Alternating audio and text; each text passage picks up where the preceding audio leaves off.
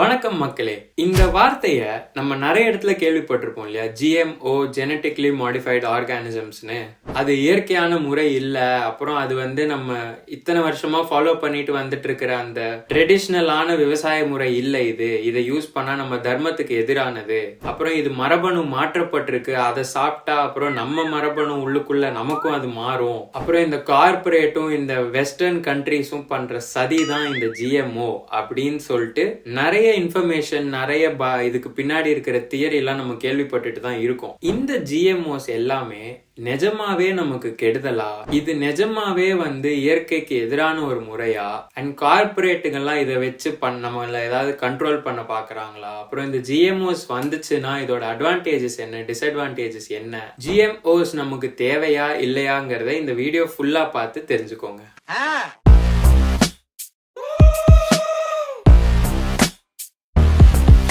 GMOs அப்படின்னா என்ன? இந்த உலகத்துல எல்லா உயிரினமுமே DNA அப்படின்னு கூறப்படக்கூடிய ஒரு ப்ளூ பிரிண்ட், ஒரு ஜெனட்டிக் மெட்டீரியலால தான் உருவாக்கப்பட்டிருக்கு. இந்த டிஎன்ஏவை ஒரு உயிரினத்துல நம்ம மாடிஃபை பண்ண முடியும். அதாவது ஜெனட்டிக் இன்ஜினியரிங் அப்படின்னு சொல்லப்படக்கூடிய ஒரு டெக்னாலஜி யூஸ் பண்ணி நம்ம இந்த டிஎன்ஏவை மாடிஃபை பண்ணலாம் நமக்கு ஏத்த மாதிரி. இப்படி மாடிஃபை பண்ணி கிடைக்கிற ஆர்கானிசம் தான் நம்ம ஜெனட்டிக்லி மாடிஃபைடு ஆர்கானிசம், GMO அப்படின்னு சொல்றோம். இப்போ இதுக்கு ஒரு எக்ஸாம்பிள் எடுத்துக்கிட்டீங்கன்னா, BT காட்டன் அப்படிங்கிற பேரை நம்ம எல்லாம் கொஞ்சம் வருஷம் முன்னாடி பரபரப்பா கேட்டுட்டு இருந்திருக்கோம். இந்த BT காட்டன் என்ன அப்படின்னு பாத்தீங்கன்னா, ஒரு பாக்டீரியால இருந்து ஒரு ஜீனை எடுத்து அந்த காட்டன் செடிக்குள்ள அதை புகுத்திருக்காங்க. அது எதுக்கு யூஸ் ஆகுதுன்னு பாத்தீங்கன்னா, இந்த காட்டன் செடியில ஒரு புழு வருது. அந்த புழு கிட்ட இருந்து எதிர்ப்பு சக்தியை காட்டனுக்கு கொடுக்கணும் அப்படிங்கறதுக்காக தான் அந்த ஜீனை தூக்கி காட்டன் பிளான்ட்டுக்குள்ள போட்டு BT காட்டன் அப்படின்னு சொல்லிட்டு ஒன்னு உருவாக்கி இருக்காங்க. சோ இப்படி ஒரு ஆர்கானிசம்ல இருந்து இன்னொரு ஆர்கானிசம்க்கு ஒரு ஜீனை தூக்கி வச்சிருக்காங்க இல்லையா?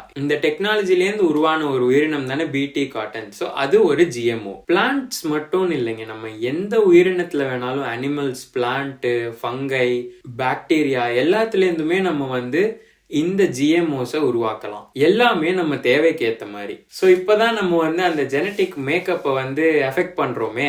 சோ அதனால இப்ப நம்ம இதுல கை வச்சுட்டா இது நம்ம நேச்சரோட விளையாடுறோம், நேச்சரை நம்ம மெடல் பண்ணக்கூடாது, இயற்கையா ஒரு விஷயம் இருக்கே அதை எதுக்கு நம்ம மாத்திட்டு இருக்கணும் அப்படின்னு சொல்லிட்டு சில பேச்சு வரும் இல்லையா? இப்ப நம்ம இதை பேசணும்னா இதுக்கு நம்ம பதில் தெரிஞ்சுக்கணும்னா, முதல்ல இயற்கைனா என்ன, இயற்கை முறையில நம்ம பண்ணணும், இது அன்நேச்சுரல், நம்ம இதெல்லாம் பண்ணக்கூடாது அப்படின்னு சொல்றாங்க இல்லையா? இயற்கைனா முதல்ல என்ன, இயற்கை முறைனா என்ன அப்படின்னு தான் நான் கேட்கிற கேள்வி ஃபர்ஸ்ட். இப்ப நம்ம செடி பத்தி பேசிட்டு இருக்கோம் இல்லையா? இப்போ அந்த செடியில இருக்கிற அந்த ஜெனட்டிக்ஸை நம்ம மாத்துறதுனால அது இயற்கை முறை இல்ல, அது இயற்கைக்கு எதிரானது அப்படின்னு ஒரு ஆர்குமெண்ட் வருது இல்ல? அப்படி பார்த்தா நம்ம மனுஷங்க கடந்த 1000, 10,000, 20,000 வருஷமாவே பாத்தீங்கன்னா செடியோட ஜெனட்டிக்ஸை வச்சு விளையாடிட்டு தான் இருக்கும். அப்போ அதெல்லாமே இயற்கைக்கு எதிரான முறைன்னு சொல்லுவீங்களா? 10,000 வருஷமா நாங்க இயற்கையா தானே பண்ணிக்கிட்டு இருக்கோம், அதுல எங்க நாங்க ஜெனட்டிக்ஸை வச்சு விளையாடணும்னு நீங்க கேள்வி கேட்கலாம். அதுக்கு பதில் தான்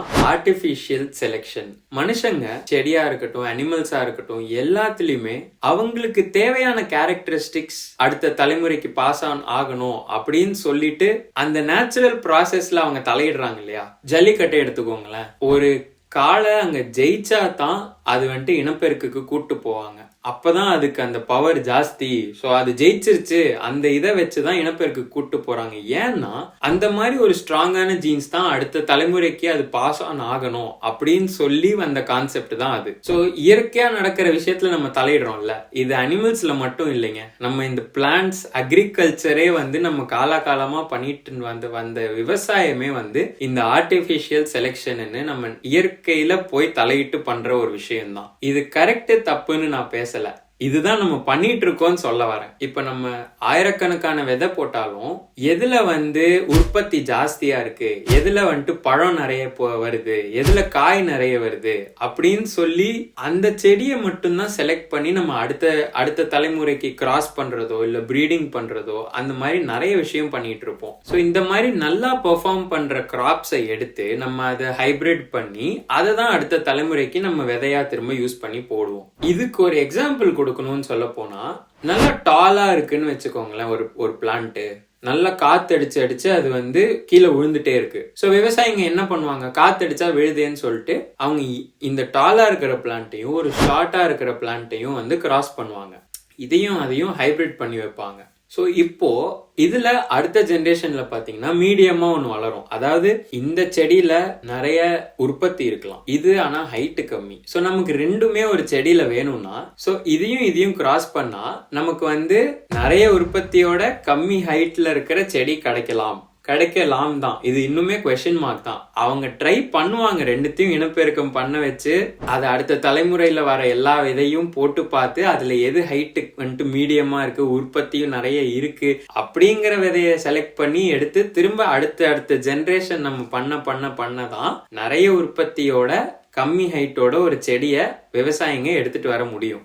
இது வந்து நேத்திக்கு இன்னைக்கு வந்த டெக்னிக்கே கிடையாது. காலாகாலமா நம்ம வந்துட்டு மனுஷங்க இருக்கும் போதுல இருந்து இதெல்லாம் பண்ணிட்டு தான் வந்துட்டு இருக்காங்க. இதோட இன்னும் நிறைய எக்ஸாம்பிள்ஸ் பாத்தீங்கன்னா சோளம், கார்ன் வந்துட்டு முதல்ல இப்படி இருந்திருக்கு. அதுதான் வந்து இத்தனை வருஷம் அதை ஹைபிரிட் பண்ணி தான் நமக்கு இவ்வளவு பெரிய கார்ன் கிடைக்குது. அதே மாதிரிதான் டொமேட்டோ, தக்காளியும் பாத்தீங்கன்னா முதல்ல இவ்வளோ குட்டியா தான் இருந்திருக்கு. முதல் காட்டுல இயற்கையா இருக்கிற தக்காளி இப்ப கூட இவ்வளோ குட்டியா தான் இருக்கும். பட் நம்ம மனுஷங்க அதுல தலையிட்டு நம்ம தேவையான கிராசிங் எல்லாம் பண்ணி தலைமுறையா அதை ட்ரை பண்ணி இப்போ இவ்வளோ பெரிய தக்காளி நம்ம வந்து யூஸ் பண்ணிக்கிட்டு இருக்கோம். இதே மாதிரிதான் பொட்டேட்டோ, உருளைக்கிழங்கு, கோதுமை, பனானா எல்லாத்துக்குமே இப்படிதான். பனானாலாம் பாத்தீங்கன்னா காட்டுல இருக்கிற இயற்கையான பனானாக்குள்ள அவ்வளோ விதை இருக்கும். ஆனா இப்ப நம்ம சாப்பிட்றதுல ஒரு விதையும் இருக்காது. இது எல்லாமே வந்து நேச்சுரலா கூட நடக்கும். அதாவது இப்போ இந்த காத்து எக்ஸாம்பிள் சொன்னேன்ல, இப்ப காத்து அடிச்சுக்கிட்டே இருக்கு, அந்த செடி செத்துக்கிட்டே இருக்கு அப்படின்னா ஒரு ஆயிரக்கணக்கான வருஷத்துக்கு அப்புறம் அந்த செடி வந்துட்டு நீ இந்த உலகத்துல வாழறதுக்கு லாய்க்கே இல்ல அப்படின்னு சொல்லிட்டு அந்த செடி இனமே அழிய கூட சான்ஸ் இருக்கு. இதுதான் நேச்சுரல் ப்ராசஸ். இதுக்கு பேர் தான் நம்ம வந்து சர்வைவல் ஆஃப் த ஃபிட்டஸ்ட் அப்படின்னு சொல்றோம். ஆனா இது நடக்க ஆயிரக்கணக்கான வருஷம் ஆகும், நிறைய ஜென்ரேஷன். இவ்வளோ நேரம் நம்மளால வெயிட் பண்றதுக்குள்ள நம்ம மனுஷனுக்கு சோறு வேணும்ல. ஸோ அது கிடைக்கணுங்கிறதுக்காக தான் நம்ம விவசாய முறையில நம்ம வந்து இந்த கிராசிங், ஹைபிரிட்ஸ் அது இதுன்னு பண்ணி நம்ம வந்து உற்பத்தி ஜாஸ்தி பண்ணிட்டு இல்ல நியூட்ரிஷனல் கண்டென்ட் ஜாஸ்தி பண்ணிட்டு அந்த மாதிரி நம்ம ட்ரை பண்ணிக்கிட்டு இருக்கோம். இப்போ நேச்சுரலா ஆயிரக்கணக்கான வருஷம் ஆகும்ல, அதே நம்ம இந்த ஆர்டிபிஷியல் செலெக்ஷன், அதாவது இந்த ஹைபிரிட் ப்ரொடியூஸ் பண்றதெல்லாம் பண்ணோம்னா ஒரு கொஞ்சம் ஜெனரேஷன்ஸ் பாஸ் ஆனாலே நமக்கு தேவையான கிராப்ஸ் கிடைக்க சான்ஸ் இருக்கு. ஆனா இந்த ஜெனட்டிக் இன்ஜினியரிங்னு யூஸ் பண்ணி GMOs நம்ம ரெடி பண்ணோம்னா அந்த செடியில தேவையான குவாலிட்டிஸை நம்ம வந்து ரொம்ப சீக்கிரமே வந்து இதெல்லாம் வந்துட்டு அச்சீவ் பண்ணிடலாம். ஸோ இப்போ இந்த எக்ஸ்பிளனேஷனுக்குலாம் கேட்டதுக்கு அப்புறம் இல்ல படிச்சதுக்கு அப்புறம் நமக்கே தோணி இருக்கும் இல்லையா, இத்தனை ஆயிரம் வருஷமா நம்ம மனுஷங்க வந்து இந்த நேச்சுரல் ப்ராசஸ்ல இந்த இயற்கையான முறையில நம்ம தலையிட்டு தான் இருக்கோம், இந்த ஜெனட்டிக்ஸை நம்ம மாத்திட்டு தான் இருக்கோம். இப்போ நீங்க வந்து கமெண்ட்ஸ்ல என்கிட்ட GMO அப்படிங்கிறது இயற்கை முறைதானா இல்ல இயற்கைக்கு எதிரான ஒரு டெக்னிக்கா அப்படின்னு சொல்லிட்டு நீங்க என்கிட்ட சொல்லுங்க. சரி, நேச்சுரல் விட ஆர்டிபிஷியல் செலெக்ஷன் இவ்வளோ சீக்கிரமா ஜெனரேஷன்ஸ்லயே கிடைக்குது, GMO நமக்கு எதுக்கு தேவை, அவ்வளோ என்ன நமக்கு வந்து GMOக்கு தேவை என்ன இப்போ அப்படின்னு சொல்லிட்டு நீங்க கேட்கலாம்.